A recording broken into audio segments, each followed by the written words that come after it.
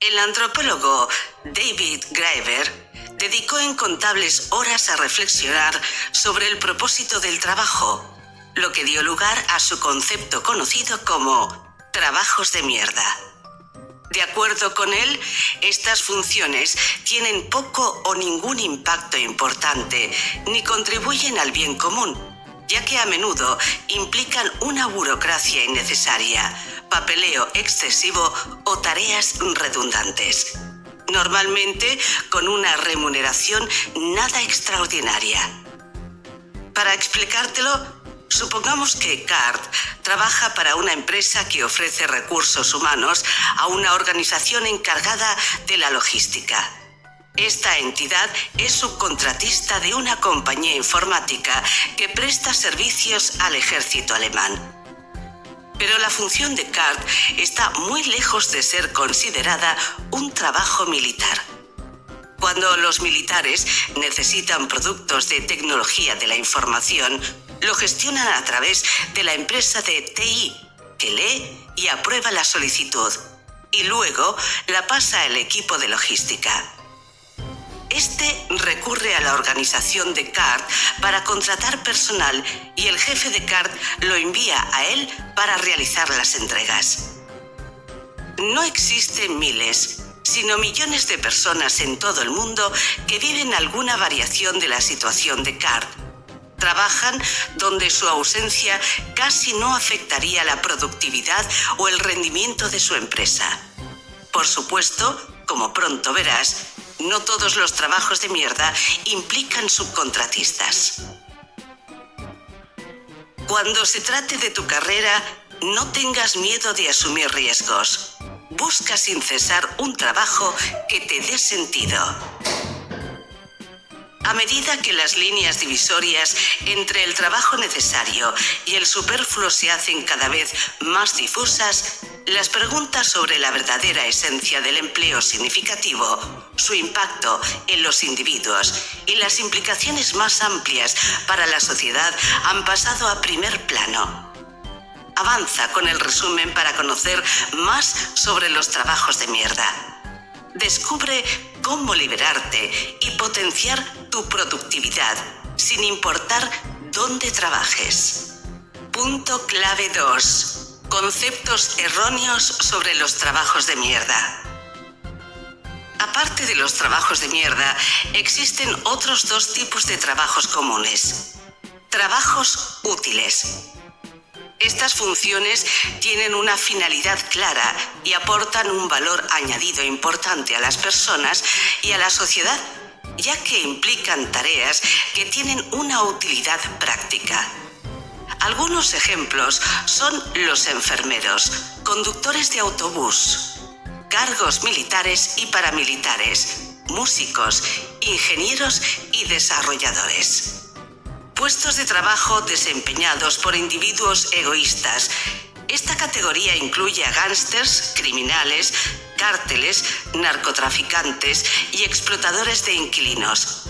Los individuos que desempeñan estos cargos priorizan sus intereses egoístas por encima de la seguridad y el bienestar de la sociedad, fomentando la explotación, la privación de derechos y la cosificación. Cuando hablamos sobre los trabajos de mierda, surgen algunos conceptos erróneos comunes. El primero es que solo existen en el sector público, pero nuestra historia hipotética sobre CART demuestra que ni siquiera el sector privado está exento. Los trabajos de mierda no siempre requieren poca cualificación o implican una formación mínima. Estos son puestos que carecen de significado o finalidad para la sociedad y cuya eliminación no tendría un impacto significativo. Por lo tanto, cualquier trabajo que cumpla un propósito o alcance objetivos específicos no puede considerarse un trabajo de mierda. El segundo concepto erróneo es que los puestos administrativos, especialmente los ocupados por mujeres, se consideran trabajos de oficina. Esta noción es sexista y malinterpreta cómo funcionan las oficinas. Otro concepto erróneo procede de la novela de Douglas Adams, el restaurante del fin del mundo, en la que un determinado planeta decide deshacerse de los habitantes inútiles, incluidos los peluqueros. Sin embargo, la peluquería nunca ha sido un servicio inútil, ya que mucha gente lo necesita.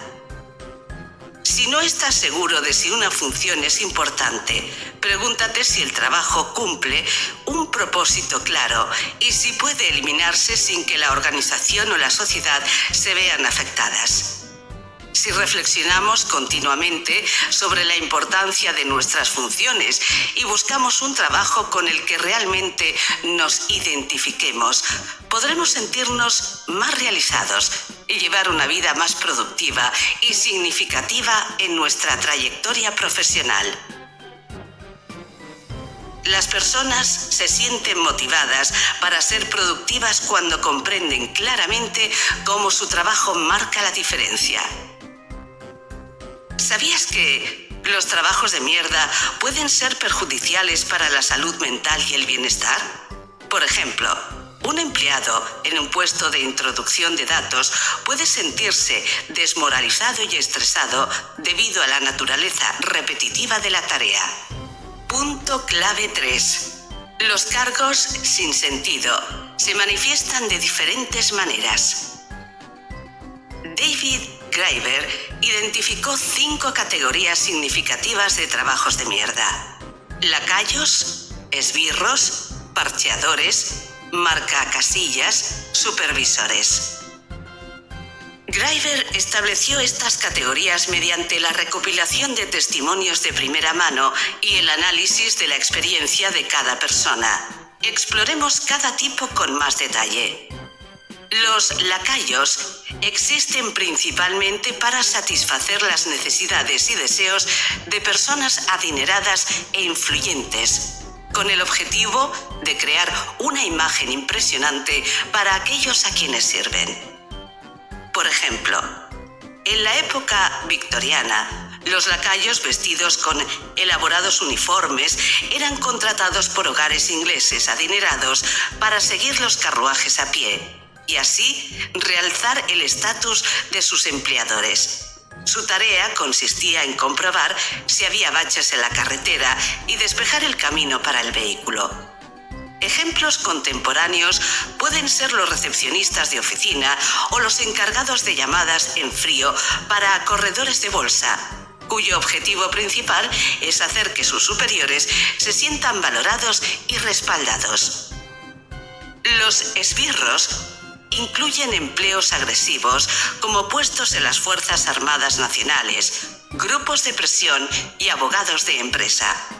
A pesar de que estos puestos pueden cumplir su propósito, a menudo tienen un impacto negativo. Aunque los esbirros pueden parecerse a los sicarios de la mafia, Graeber clasifica a estos últimos como inútiles porque los trabajadores a menudo sienten que su trabajo no tiene ningún valor social y sería mejor que no existiera. Los parcheadores son personas contratadas para arreglar o aliviar temporalmente los problemas de la organización sin abordar su raíz. Proporcionan soluciones rápidas, pero temporales para mantener la ilusión de progreso.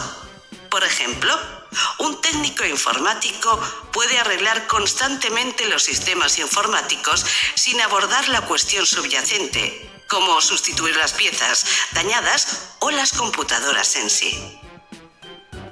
Sacrificarse y resolver los problemas de una sola vez es más productivo que buscar soluciones temporales. Los marcacasillas existen principalmente para hacer que una organización parezca estar haciendo algo que no está haciendo. Se dedican al papeleo y a tareas burocráticas que solo aparentan progreso o cumplimiento. Los supervisores se pueden clasificar en 2 tipos. El primero son los gerentes o encargados que supervisan a subordinados capaces de trabajar de forma independiente, lo que hace que el papel del supervisor carezca de sentido. El segundo tipo consiste en personas que asignan tareas sin sentido a otras personas. Sin embargo, esta categoría es compleja porque la percepción del trabajador desempeña un papel importante. Si el subordinado encuentra satisfacción en la tarea, puede que ya no se considere un sinsentido. Exploremos estos aspectos con más detalle. Punto clave 4. Los trabajos de mierda causan infelicidad psicológica. Podría suponer que ganar dinero por no hacer nada haría feliz a cualquiera, pero las personas con estos trabajos suelen experimentar sentimientos de inutilidad y depresión. Curiosamente, estos empleados tienen dificultades para expresar las razones precisas de su inevitable infelicidad, lo que aumenta su miseria. La ausencia de una explicación clara agrava aún más su angustia, creando una sensación de confusión y descontento. Veamos un ejemplo. Después de graduarse, Eric consiguió un trabajo como administrador de interfaces en una empresa de diseño. Pero pronto descubrió que el puesto existía únicamente debido a ineficiencias organizativas y conflictos interpersonales dentro de la compañía. Por esta razón, la mayor parte de su tiempo lo dedicaba a tareas serviles que contribuían poco al trabajo de diseño real y al éxito general. Al sentirse desmotivado, Eric empezó a llegar tarde, a leer novelas en horas de trabajo, a tomarse largos descansos para comer y a marcharse antes de tiempo. Incluso empezó a presentarse borracho, pero seguía recibiendo su salario. Adoptó comportamientos deliberados para que lo despidieran, pero, para su sorpresa, la organización lo recompensó con un aumento de sueldo porque necesitaban a alguien que ocupara ese puesto. Cuando se dio cuenta de que se sentía atrapado, decidió renunciar. Hay muchas otras razones por las que los trabajos de mierda llevan a la infelicidad. Falta de trabajo significativo. La mayoría de la gente desea realizar actividades significativas y trabajos con valor social y reputación, a diferencia de los trabajos de mierda. Alineación. Los trabajos de mierda pueden provocar una ruptura entre tu carrera y tú mismo, causando una pérdida de motivación y sentido de pertenencia. Devaluación de habilidades y talento. Los trabajos de mierda te hacen realizar tareas que no coinciden con tu talento y capacidad, lo que hace que no utilices tus habilidades y que éstas se deprecien por falta de práctica continua. Falta de autonomía y control.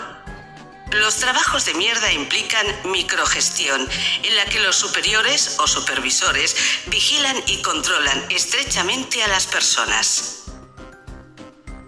La falta de autonomía puede ser desmoralizadora y hacerte sentir impotente. Estigma social. La gente suele juzgar a los demás según su riqueza, fama, posición y estatus. La sociedad valora los empleos significativos y bien pagados que aportan valor a la comunidad.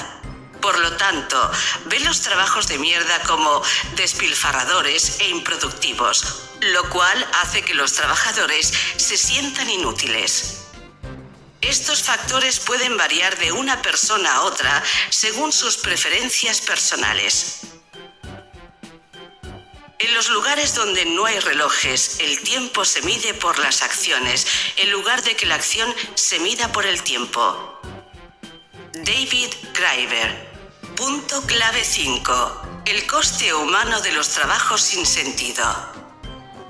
Además de la infelicidad, existen otros peligros de los trabajos de mierda. Entre ellos están la miseria de la ambigüedad y la pretensión forzada.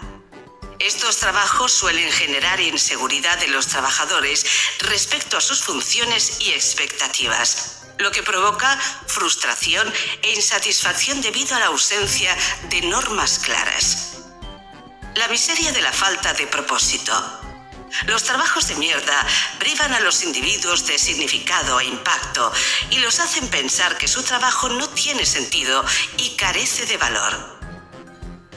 El infierno es un conjunto de individuos que dedican la mayor parte de su tiempo a trabajar en una tarea que no les gusta y en la que no son realmente buenos.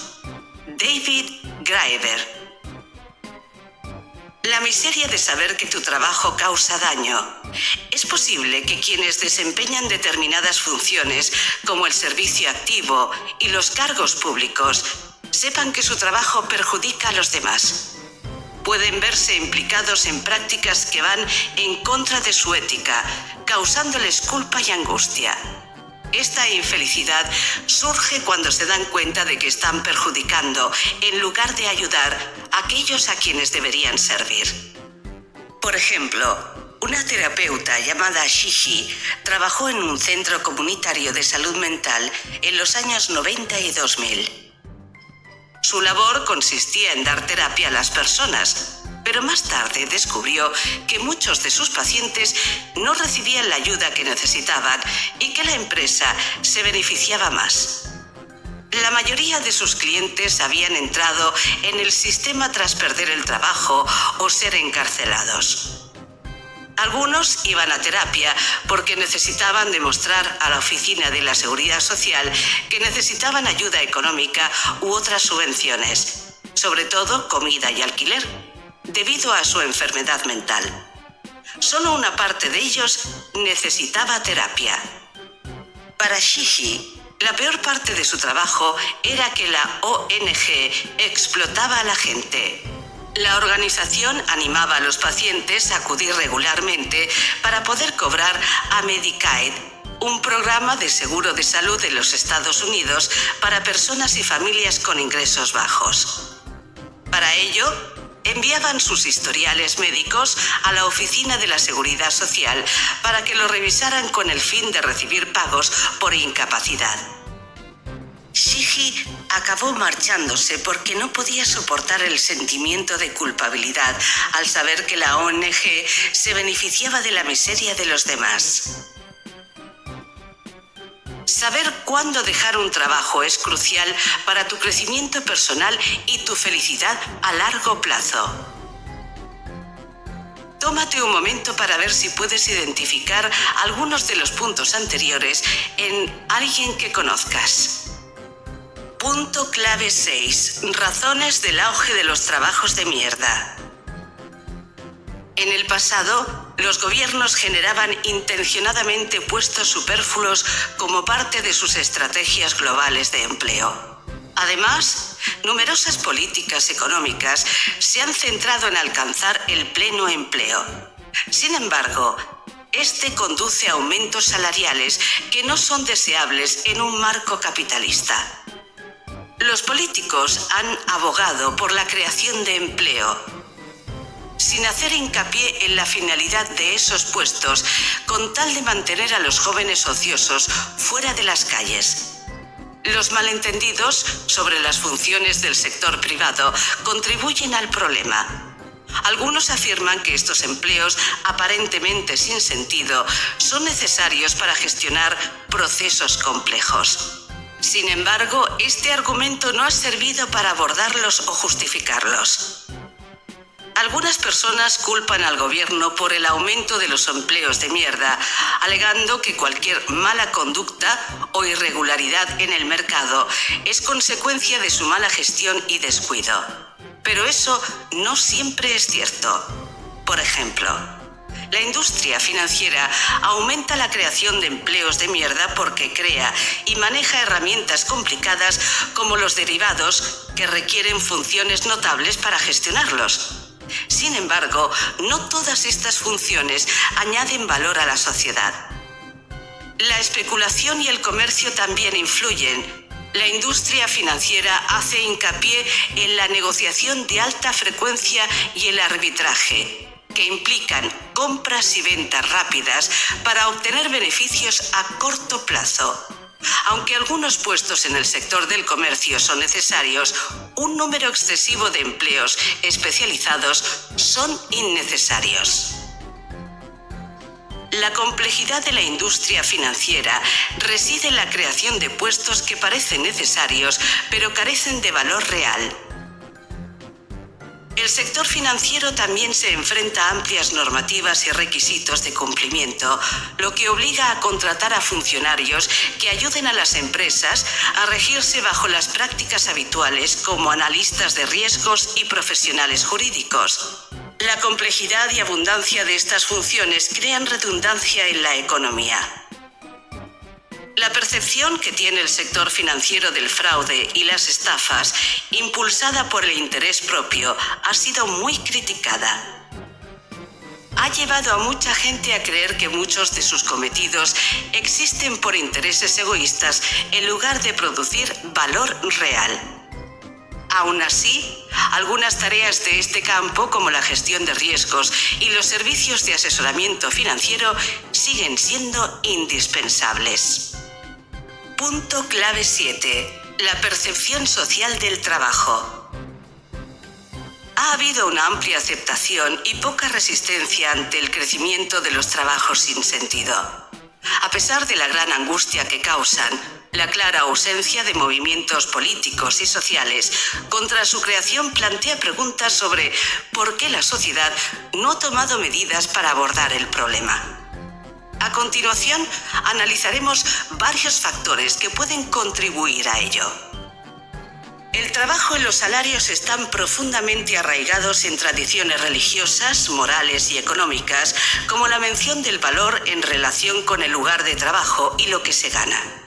El trabajo como deber sagrado se remonta a textos y enseñanzas religiosas. Por ejemplo, en la tradición monástica, los monjes y monjas realizan diversas labores como medio de limpieza espiritual y disciplina para servir a Dios.